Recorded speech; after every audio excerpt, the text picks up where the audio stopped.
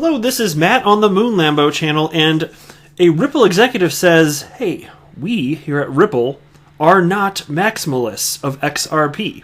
Which to me makes all the sense in the world. To me, I'm going to maintain this position. It doesn't make sense to be a maximalist of any coin, period. Whether you're in, well, it doesn't matter what community you're part of. Whether you're part of the Bitcoin tribe, if you're in the XRP community, I'm sure some of you listening out there actually are XRP maximalists. There's got to be some of you listening. In that case, I'd say respectfully agree to disagree, because I don't think that it makes sense to the other way. It's just it's too narrow of a point of view in my perspective. So. And I already knew that the people at Ripple, it's by and large, of course you can't speak for 400 employees at a company, but enough of them have made clear, hey, we've got really an idea of a broader ecosystem. And you can look at the way in which Spring invests, and because it's not all just about XRP. When Spring makes an investment, it frequently is just benefiting ILP, which, okay, fine, in turn certainly benefits XRP. That's great, but sometimes they invest in things that are just great for the crypto world at large, basically. So I'm going to run through the specifics of that. I've got a couple fun tweets to share with you, and then I'll wrap up with this story from Cointelegraph, and it is titled, 2 U.S. men arrested for stealing social media accounts and crypto via SIM swapping. And I'll tell you, this SIM swapping thing, these types of news stories just seem ever present. They seem to not want to ever go away. It's a shame. As my grandpappy used to say, people are no damn good. If you would please delicately tap that like button, and if you're a fan of Ripple and XRP, and you think that my grandpappy was right about people being no damn good, go ahead and subscribe to the Moon Lambo channel. Now, they did kind of awkwardly title this piece, AMB Crypto, Ripple and Spring are not XRP maximalists, claims Ethan Beard. Well, it's good because Ripple's a company and Spring is a part of a company, so in and of itself can't be a maximalist. That wouldn't be a thing. Anyway, Spring, Ripple's XRP-focused investment arm, while continuing its strategic acquisitions for expanding XRP's use cases, faces a new set of challenges to transform global payments. Ethan Beard, SVP of Spring, was recently interviewed by Abra's Bill Barrett to discuss some of the challenges in developing an ecosystem of XRP-related companies. Now, sharing an interesting use case, Beard compared the cross-border payments landscape with the gaming ecosystem's in-app purchases. And this is very fascinating. Check this out. Because we've talked to, well, here, let me just read this and I'll share. He speculated that the main reason game developers often bulk purchases is that it costs them huge transaction fees. He sufficed the statement by saying, that's a broken sentence, Cryptomania, come on. So here's the quote. Here's the quote from him. The way that the current financial system works over existing rails is that it doesn't work for Epic Games, in parentheses writes Fortnite, to charge my son $1 because it probably costs them 30 cents to swipe a credit card. So they, in essence, make him buy $25 worth of virtual currency. Now, when I read that, doesn't that make you think back to Jevons paradox, or is it Javon's? I think I can't remember what I last heard. It's either Javon or Jevons paradox. Either way, you probably know what I'm talking about. It's the idea that it's essentially as you make it cheaper, so you can make it cheaper to conduct transactions, and you might think that would result in less value flowing through, but it actually does just the exact opposite. There's new activity that can take place as a result until you're really opening up doors, and that is Javon's paradox, or Jevons. I think it's Javon's. I don't know. You tell me. I blame Javon for not having an easier name to pronounce. There you go. In a similar scenario, XRP's ecosystem, instead of fiat currency, will allow game developers to enable smaller transactions, and according to Beard, it will eventually shift the business model of the gaming industry from only selling virtual goods to buying and selling virtual goods.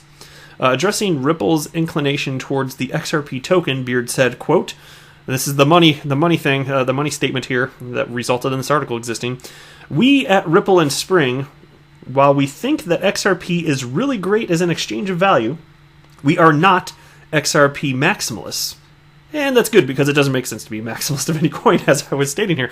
There are going to be multiple winners in the world of cryptocurrency. There will be cryptocurrencies that have different attributes that are better suited for various use cases. That, to me, seems like a cold, hard factor. There will not be one coin to rule them all sorry Bitcoin maxis out there. It's just not going to be the case. The entrepreneur also shared Ripple's vision to improve interoperability between various crypto wallets. as XRP is really important as the bridge currency that can facilitate desired liquidity. Steering the discussion towards Facebook's Libra initiative, Beard speculated that with the influx of tech players into the payments landscape, transaction costs will eventually go down to zero. We're pretty damn close, right? Isn't that kind of the point of all of this? So anyway, cool stuff there. All right, now here's a tweet from Mr. B XRP, and I talked about his 100K XRP tip bot initiative in one of my videos yesterday, so I'm not going to go through that again, but he tweeted out about this here and stated, if anyone downloaded at XRP tipbot for the first time today, give me a hey hey. 2 new users in my house, how about you? Hashtag 100K tipbot. So basically, it's about adoption. You can listen to my video from yesterday if you want to check it out, but it's all, or maybe it's 2 days ago. I can't remember now. But it was all about getting further adoption of XRP tipbot, as it is now regulated. The regulation of XRP is a real thing, specifically where Witte Wind is conducting business. All right, so anyway, Smart Mind Body Soul responded to Mr. B and wrote, hey, I joined because at MoonLambo.io shouted you out.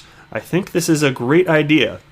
Well, thank you very much for tagging me, and I'm glad. I just wanted to say thank you, Smart Mind Body Soul, for going ahead and jumping in and being a part of this. I think that matters, and so very cool stuff. And of course, another shout out to Mr. B here for getting this whole thing going here. I think utility matters. It's my entire investment thesis, and this is something that anybody can do to be a part of this. So there you go. All right, next tweet here. This is from Jack the Rippler. It states, people want a high price for XRP, but a high price doesn't mean a safe future. Ripple has 300 customers on RippleNet. They are working with over 50 regulators and governments worldwide. I know the future is bright. That's why I am holding XRP. And indeed, okay, so to be clear, yes, all of us in the XRP community, of course, we do want a high price, but it wouldn't be sustainable without there being some sort of underlying a genuine adoption of the cryptocurrency. And that's why, like I just said a moment ago, my entire investment thesis is that utility matters and will win the day. This is what we're talking about here. So to me, it's just one of those things where it's all good things in time. And it couldn't be more clear to me that real, actual infrastructure is indeed being built out by Ripple and by Coil and others. And that's what I'm looking for. That for me, and none of this is financial advice. I don't have a financial background, but for me, as your everyday Joe Schmo XRP community member, that is what I'm looking for. And as long as I can send you to see that, I will outpatient anybody. I will be the most patient member of the XRP community in the entire world. I am not selling. That's why I always jokingly say, if I'm wrong about this, I am writing this to zero, okay? Because I don't believe for a moment that's going to happen. I'm just making a point that I don't care how long it takes. I don't care about the price action that happens in the meantime. I'm here. Period. And I actually would write it to zero if I were wrong, because whatever. But I don't think so. I really don't. All right, last piece of this video. 2 U.S. men arrested for stealing social media accounts and crypto via SIM swapping. Naughty. The United States Department of Justice has arrested and charged 2 Massachusetts men for allegedly taking over victims' social media accounts and stealing cryptocurrency.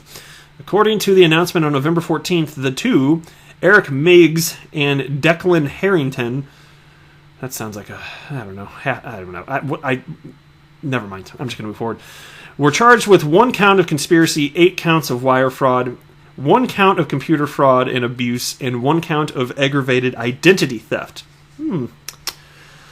Wow. What the hell went wrong in their lives? Anyway, the Massachusetts residents were allegedly targeting executives of cryptocurrency companies thought to own significant amounts of cryptocurrency and have high-value social media accounts. By the way, this is a good opportunity to take this as a reminder to maybe if you have a bunch of cryptocurrency, don't tell people. Like, not that they. I mean, I understand that it was just an assumption here, but because they're in the company, fine. But just kind of brings home the point. If you have a bunch of XRP, for example, maybe don't tell everybody. Yeah. Anyway, so Miggs and Harrington allegedly used the illegal practice known as SIM swapping to take control of the victim's online social media accounts in order to gain access to sensitive information and, in some cases, steal cryptocurrencies. SIM swapping is the process of scamming a telecom provider into transferring the victim's phone number to a SIM card held by the attacker. And I'm telling you, I've seen endless stories about this. It's a real thing. These SIM cards can be bought on eBay and plugged into a burner phone. Once the phone number is transferred, the hacker can reset passwords for valuable and private services like cryptocurrency wallets and email accounts. Sammy Tarazzi, a sergeant at the Santa Clara County Sheriff's Office, commented on the phenomena in October. And here's a quote. "We're talking about kids aged mainly 19 to 22 being able to steal millions of dollars in cryptocurrencies.